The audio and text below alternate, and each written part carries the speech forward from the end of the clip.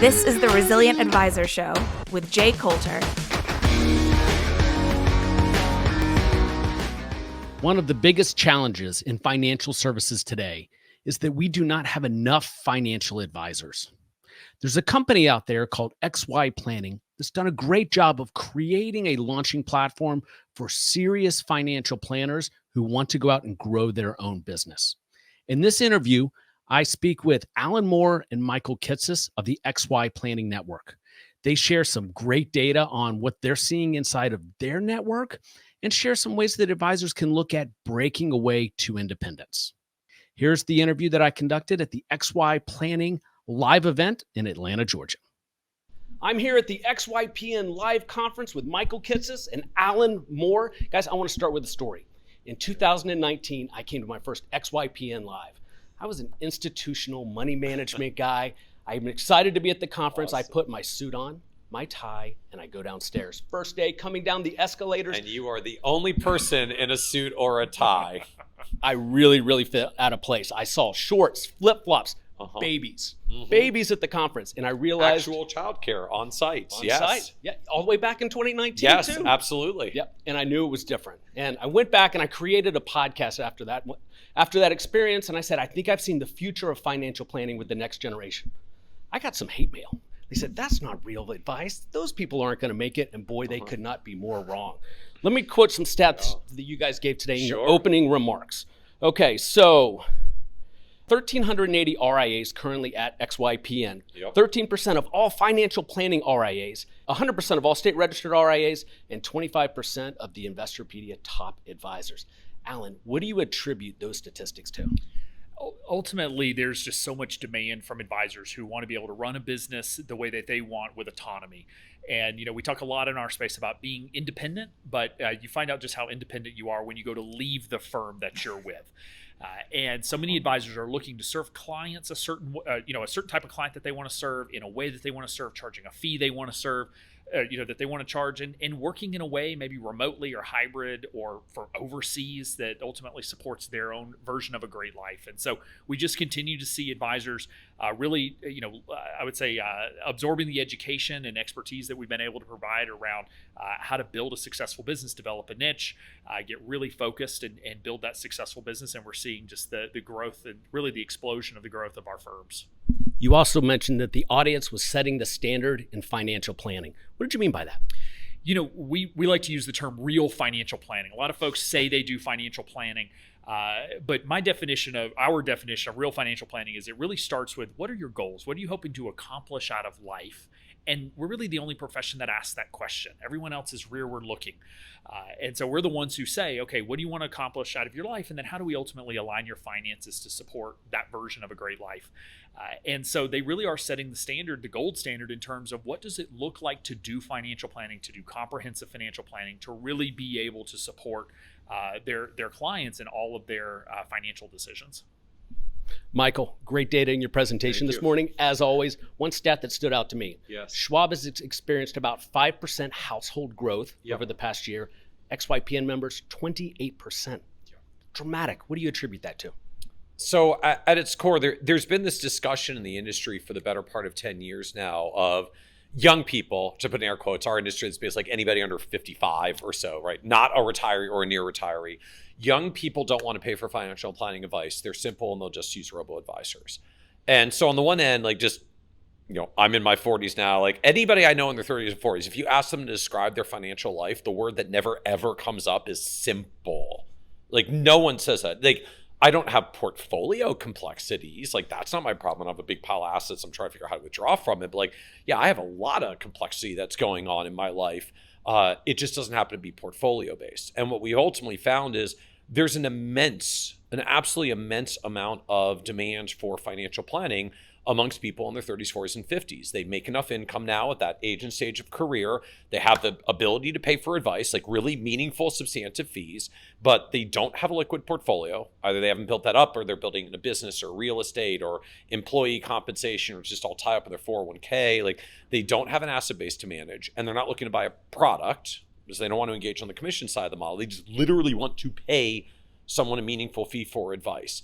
And ultimately, we're finding is there is so much demand for that even across almost 1,800 advisors in XY Planning Network, the average advisor has a 5-year client growth rate of over 28%. I mean, that's client growth rate. So revenue growth rates are even higher because clients move up market, fees climb over time. So even just raw client count, 5-year compound growth rate of more than 28% across the whole network of almost 2,000 advisors. There just is that much demand. It's a mind-blowing statistic. Almost. Yeah, it's like tens of thousands of clients. Yeah. Yep. All right. So, Alan, being an entrepreneur is incredibly hard. Today, you said about XY Planning that we make it easy. We don't make it easy. We make it easier. Yes. I hate that I botched that quote because that's my favorite quote from your speech. How does XY Planning make it easier for the Breakaway advisor? Ultimately, when you learn how to be a financial planner, they teach you the art and the science of being a financial planner. They don't teach you the art and the science of being a business owner. And so that's really where XY Planning Network as a platform plugs in, is to help them understand what are all the compliance obligations that they have. How do they meet those obligations? Compliance can be really scary. There's not an easy to follow guidebook out there that says this is exactly what you need to do. We're able to provide our members with that. We're able to reduce the number of choices they have to make when it comes to technology. There are, I don't know how many hundreds of technologies on the Kitces.com technology map that they've got to navigate through. We just provide them best-in-class technology that they can choose to use, or because of our platform, they can go use any technology that they want. Making it easy to get E&O insurance, just all the things that it takes to run the business. And so that's really what we focused on, is providing what we call real support and sort of aggregating all the different things that it takes to run a successful business under one roof, so that it reduces the number of choices that you have to make, so that you can go focus on what matters and the part we can't do for you, which is going and getting clients. And just as I would I spent a portion of my time, my career early on in the big firm environment as well. Like, there's a story that we tell in the big firm environment that you have to be big, you have to have scale and size in order to succeed, right? You couldn't possibly be able to survive on your own without all of the infrastructure and support and services that we provide you as a large parent firm. And I think there's some validity to that, in that even in the most purest of the independent firms, it's not like advisors are literally slogging out their own financial planning software by hand and doing all of their CRM by written Rolodex. There is technology, there are service providers, there is support that goes around you. You're not literally wildernessing it with your own two hands. But the reality is there is so much technology and service and support systems in the independent channels. Even most of the major platforms, they didn't make the financial planning software. They bought one of 3. They didn't make the investment platform. They bought one of 3. They almost all of the categories now have 3 major providers that you can choose from. And you don't have to be at a large platform to get access to those. There are lots of choices out there, and of either buying it directly, or ultimately even what we did with XY Planning Network, which say let us put together here's the compliance support that you need, here's all the technology you need to run your firm, financial planning software and investment management tools and custodial platform and CRM system, and we wrap all of that together in less than $10,000 to get started from scratch. Firms are maybe $15,000 or $20,000 in for all in costs to completely make your firm entirely from scratch. And I still see a lot in the large term world, well, maybe when you're $50 to $100 million, you can go and break out on your own. I'm you're less than $20,000 all in first year cost to run your firm entirely on your own. So $2 million at 1% covers 100% of your costs.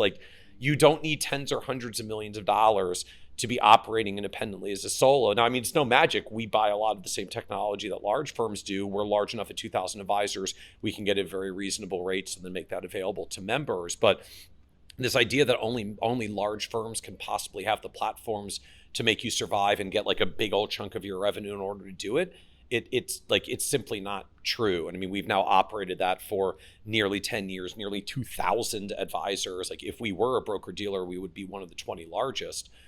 But we're not. Instead, we let all of the advisors actually own their own independent RAs, run their own firms, and just give them the plug-in structure that they need to do it for a minuscule fraction of what most end up paying back to their platforms. So you're lowering the cost of entry for these advisors, but it's not just for small advisors. Could you speak to any of the breakaway advisors you've had from the major wires and the experience they have leveraging this network? Absolutely. I mean, name any firm. We have advisors who have left those firms, sometimes with clients, sometimes not, depending on their employment agreements, in order to ultimately find real autonomy, real independence in starting their own firm. And so we see advisors from across the industry spectrum who say, generally there's a specific client I want to serve, there's a fee structure I want to charge, there's a way I want to work that's just not supported in the large firm environment. I'm tired of compliance saying no. No, you can't do this. No, I just interviewed an advisor who said she wanted to write a children's book, but because it had to do with money, her firm said no, too much conflict of interest. So she had to leave to write a children's book. And those are the types of things that continue to frustrate advisors that are inside the broker-dealer wirehouse world and why they're looking for an independent option. Yeah, overwhelming. We find the people we tend to talk to, it's you know who you are. Like you feel like you're the square peg in a round hole in the firm you're in. You're trying to do more and more of this financial planning stuff. The firm kind of says they're doing financial planning, but it really kind of leads back to the core business model of the firm. Like, look, if that's who you want to serve and what you want to do, like, more power to you. But when you're saying like, no, I really want to do more of this planning stuff, and like the people I want to work with and the way that I want to charge, my firm isn't really giving me the environment to do that, or they're giving me lip service, but then there's a lot of no's that come along with it. That's really who we're finding makes the transition to XYPN, because the whole platform is built around autonomy. Like, you be you, like your firm, literally your firm, your entity, you can sell it someday if you want, your clients, they sign with you directly, all of your data, all of your agreements, it really is your thing. And like, no, you don't need hundreds of millions or even tens of millions. Like, you can cover the fees with less than $2 million out of the gate. And all of a sudden that door opens up to say, well, if that's what I really wanted to do, like, I can really just go do the thing I wanted to do, and I'm going to go do it now. So one of the bigger issues I think our industry is facing is there are not enough people getting into it. Mm-hmm. You quoted a stat earlier today that first year revenue for folks who are members of the network, $23,000, year 6, $300,000. And I think most people find the $300,000 surprising. I like that 1 year number. I started in a bullpen. Making cold calls. You started at an insurance broker dealer, I believe. I was in a bullpen. I did not make $20,000 in my first year.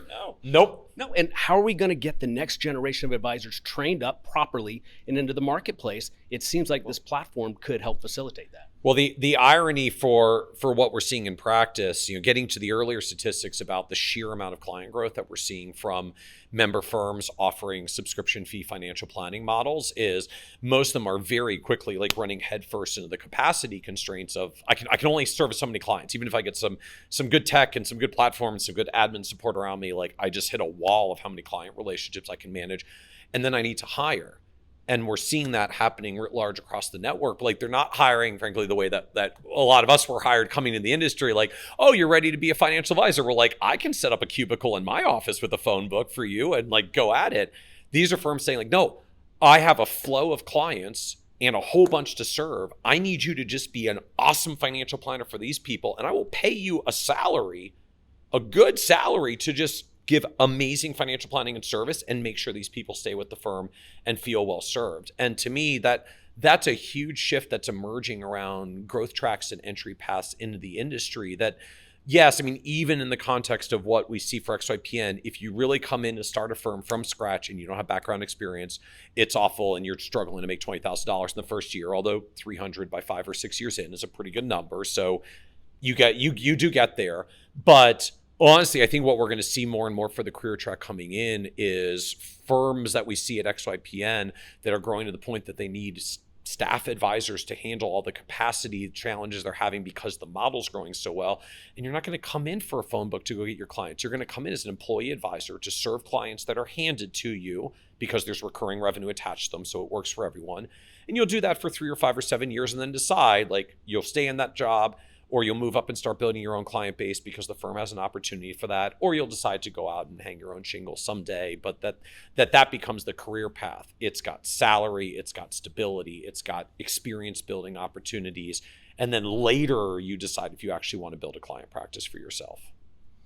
Yeah. So earlier today, Alan and Michael also talked about an idea, and it's not an announcement, of launching a corporate RIA on the XYPN platform. What are you thinking through? What do advisors need to be thinking about as it relates to this potential offering? Yeah, ultimately our current model, which is not going to change, we're going to continue to offer the independent model, is that you start your own RAA, which means you are your own chief compliance officer. And you have all the responsibilities that come with that responsibility, and whether it be with the state or the SEC regulators. And so what we're evaluating, we have a lot of advisors or prospective members, and even some folks who are leaving the network saying, hey, this wasn't really for me. They're saying, I really just don't enjoy doing the compliance work. Can you just be my CCO?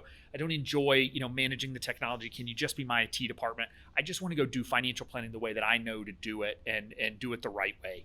And so a corporate RAA is what we're evaluating as an answer to that, which would give us the ability to allow advisors to go out and do what they do best, which is go get clients, build their own brand, be able to serve them in the way they know to serve them, while outsourcing a lot of the back and middle office work to us. A lot of it are services we already provide that our advisors can opt into on an a la carte basis, whether that be our compliance team or our in-house TAMP or our bookkeeping service. Really, it's about bundling those solutions and making it really easy for advisors to use. As long as we can, continue to adhere to our guarantee, which is what we make to our members, and we have from day one, which is that you can leave at any time. You can leave XYPN membership at any time with 100% of your business. That's all your clients, all your revenue, all your data. And as long as we can continue to honor that, then it's something that we're excited to evaluate and potentially move forward on. And this is important. That's something you've honored the whole time with XYPN. Absolutely. We started that way from day one. Michael and I both said, how do we create a platform that we would have joined, that we would have wanted to be part of? Because nothing makes you work hard more than knowing that your clients could leave you at any time. And that's how we've operated from day one on a monthly membership model. And our retention has been higher than most of the broker dealers out there. And they hold licenses and make it really hard for you to leave. So if anything, it just puts more pressure on our team to be sure we're providing great value to our members, because they can leave whenever they want. To me, ultimately, what it comes down to is, there is this trade-off that if you want to be entirely independent and have your own control, like, you can own your firm, but the regulators have actually been very clear. Like, if it's your firm, like, you are the chief compliance officer. Even from XYPN's perspective, we do provide compliance consulting. We do provide coaching support. Like, there can literally be someone with you to handhold you through every single compliance test you have to do, and a piece of technology to automate it as much as you can. Like, there's still things you have to do that you can't let go of. That is the reality of being your own chief compliance officer. It comes with the owner, the full ownership of your entity. And what we continue to hear from sub members is like, I don't quite need it at that level. Like, can you just be my chief compliance officer and do some of the rest of the stuff? And that's the sort of the hole we're trying to plug with rolling out a corporate RIA offering. It's not what, frankly, a lot of the other corporate RIA platforms in the business. Like, we're not trying to aggregate members. We're not rolling them up. We're not mashing assets together to resell. Like, XYPN is entirely privately owned by Alan and I. This is not PE funded. There's a venture to flip it in 5 years. We're literally just trying to solve a problem of how do advisors that want to really be focused on, I want to serve the clients, I want to do financial planning the way I want to do it with the clients I want to do it with, charging the way that I want to charge them, and that kind of financial planning platform. But I don't want to actually be my chief compliance officer and IT department. And so providing that way for an advisor to plug in to get that portion solved while still retaining all the rest of the autonomy to really do financial planning the way you think it should be done for the clients you want to serve. And Michael, I know there's a massive market for that. Yes. All right, final two questions. In the spirit of how social media is consumed today, you have less than 30 seconds to answer the question. Go ahead. All right, so your question. All right, what is the most impactful benefit of being an XYPN member? It's really about the community and being surrounded by other advisors who have been there. They're further down the road than you are. They're alongside you, or maybe they're coming in behind you. But in the end, having a group of advisors who don't think you're crazy, who are very supportive, they'll give you the shirt off their back, is huge. And ultimately, that's the difference between success and failure as an entrepreneur, are the people you surround yourself with. And that's the number one reason our members say they stay members of XYPN, is for the community. What defines an advisor? Oh, what defines a financial advisor? So to me, the core of being a financial advisor is when you're running a business that is truly built around providing advice first and getting compensated for the advice. So that means you actually have the competency and knowledge to give advice in the domains that you're providing advice on. That means you're running a model that is agnostic to what it is that you recommend, because it's not about the thing that you implement in the end. It's literally about the advice itself. Clients understand that they're compensating you for the advice and sort of like the knowledge between your ears that you're selling from these shelves. And when you run your business that way, to me, you're living the core of what it really means to be an advisor as opposed to an advisor, which unfortunately advisors kind of become a nebulous term that captures a lot of different things in our space, because even the regulators, to me, have been little lax about enforcing what that word means. So advisor, to me, is what defines this forward-looking focus of really being in the business of advice and getting compensated for it. Gentlemen, thank you for your time. To learn more about the XY Planning Network, visit xyplanningnetwork.com.